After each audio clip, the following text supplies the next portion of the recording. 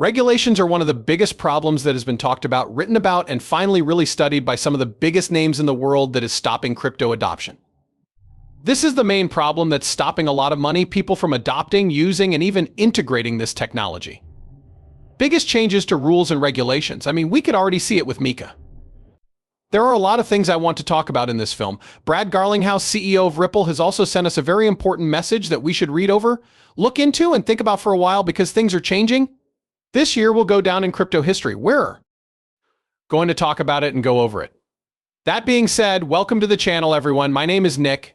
If this video is your first time on the channel, I hope you decide to join by the end. Let's jump right in, shall we? Yes, the lack of rules has definitely been slowing down crypto. It gave us a lot of trouble. When we really look at institutional players, business players, and big banks, they don't want to use the tech. Before they can trust the area and make rules for it, they don't want to give the tech to their clients. Now we're starting to see big names like Morgan Stanley move forward and offer crypto services to their clients. This is because they are starting to really understand crypto. What you see there is how rules are changing.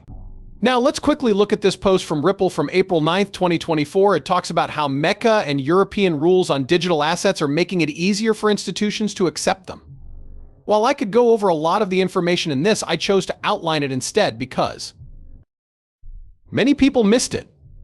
We have here Mika, a groundbreaking plan for regulating cryptocurrencies that will go into action in the EU in 2024. The goal is to make the law clear, make sure that all EU member states follow the same rules, and make the EU a leader in crypto regulation. It includes 27 countries with a total population of 450 million people. Mika opens up a huge chance for companies like Ripple that service and issue crypto assets. What do these main points have to do with Ripple and XRP? Here we have clear rules and security for consumers.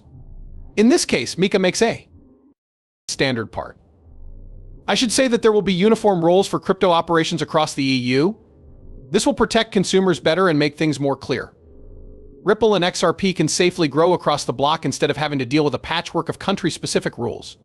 Now, tokens are being given out too. So Ripple, with ROUSD, they now say that Ripple is a provider of XRP. We know that's not true. Ripple workers did make XRP and the XRPL, but they're not the ones who issued XRP. They have the trust, but other than that, they're not the main company that makes XRP. But I will say that this could cover that with ROUSD. That being said, ROEuro could also start to happen with Mika. Here we have stablecoin and token regulation, which, as I said, is mostly about RLUSD or RLEuro. Mika sets strong rules for stablecoins, such as not allowing algorithmic ones and regulating ones backed by fiat. No, XRP is not a stablecoin. However, Mika's focus on openness and reducing risk is in line with its use in puzzle payments and as a liquidity tool. Ripple already has partnerships with banking institutions that can be used even more with Mika's plan. And we also have jobs in institutional care. Mika requires strong security solutions for crypto assets to make sure that client funds are safe and not misused. This could make banks and other financial companies more likely to use Ripple and XRP for payments. Since they meet EU standards, of course, big companies in the EU could now start to use Ripple and XRP. Because remember, it's the lack of understanding about the rules that has kept many of these players from using the tech. Now, there are also bigger effects on creation and adoption. Mika's thorough rules make the EU a center for crypto innovation around the world. Ripple can gain from more institutional trust and more people using XRP as a digital asset that follows the rules set by regulators. Ripple and XRP are also affected in a certain way.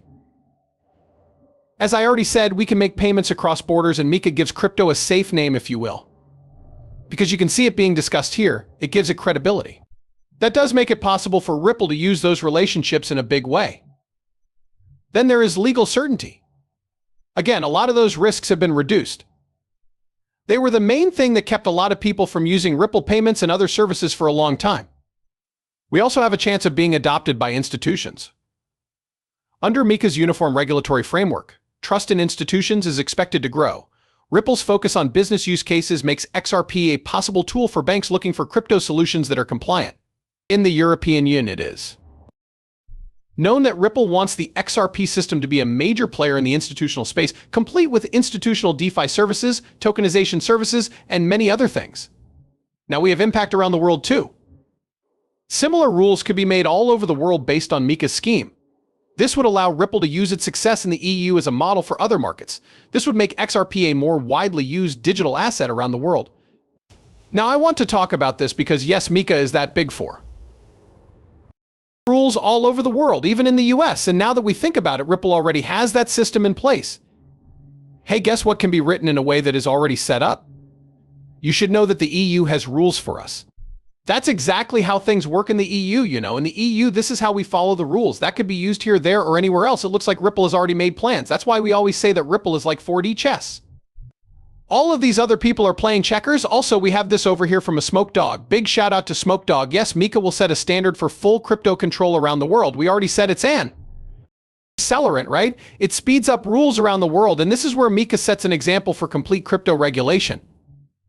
Other places are now looking into it as a model, starting with the European Commission. Mika is a complete framework for regulating crypto assets that aims to make crypto laws more consistent all over the EU. Mika is in place for people who make stablecoins and e-money tokens from June 2024 until the end. It's already there, as I said. But this will definitely change how a lot of regulations are made around the world.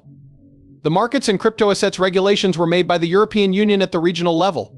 They set a world standard for crypto regulations. In other words, this is going to be that harmonized approach that the G20, the IMF, the FSB, and even the BIS will take. They have been working on making this world framework for harmonized regulations. This will definitely be a big reason for them. I don't think they'll be too different from Mika when they use her. But in this case, it's worth mentioning that the EU's markets for crypto assets have set a great example for the rest of the world by making rules that are specifically designed for the sector. Mika not only gives everyone who wants to do business in the EU legal certainty, but it also gives everyone practical clarity that will encourage crypto innovation all over the region and eventually sets a standard for other frameworks around the world.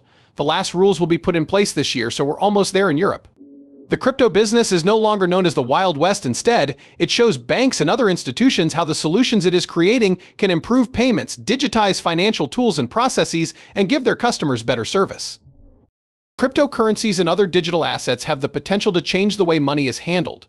As the financial world changes, those who want to stay relevant must embrace these technologies. Also, this is definitely all about the big banks, the giants, right? They can go ahead with this. We will no longer know anything about the space after this. In this case as well, yes, Mecca rules can be taken to other places. That's right, EU officials made the Mecca regulation for digital assets with the goal of making a single set of crypto rules that can be used for all crypto assets and the activities and services that go with them. If this law works well, it could serve as a model for other countries to follow. This could cause these rules to be exported to other places. That's what I think is most likely going to happen. Some of the biggest moves are going on out there right now. Even people in this country will remember that the Mika Crypto Alliance started in September with Hedera Ripple and the Aptos Foundation as original members. With help from DSF, Hedera Ripple, and the Aptos Foundation, two of the most innovative blockchain projects are working together so that more people will use crypto and follow the rules. The Alliance will release standard templates for sustainability disclosures to help providers of crypto assets, CASPs, and regulated organizations follow the rules set by the EU for crypto assets markets. Members of the Alliance will be able to use special tools and get help from leaders in the field, which will make following the new rules easier. Of course, there are Ripple and Hedera, two big names that we've talked about on the show. Listen up, they're part of the group, right? They're in that group of, I would say that they are the ones who are really changing how money works and moves, and in the process, they are also changing the world as we know it. Do not forget that this technology will quickly spread through all fields and sectors. It will change how everything moves and how it works. Ripple and Hedera have been around for a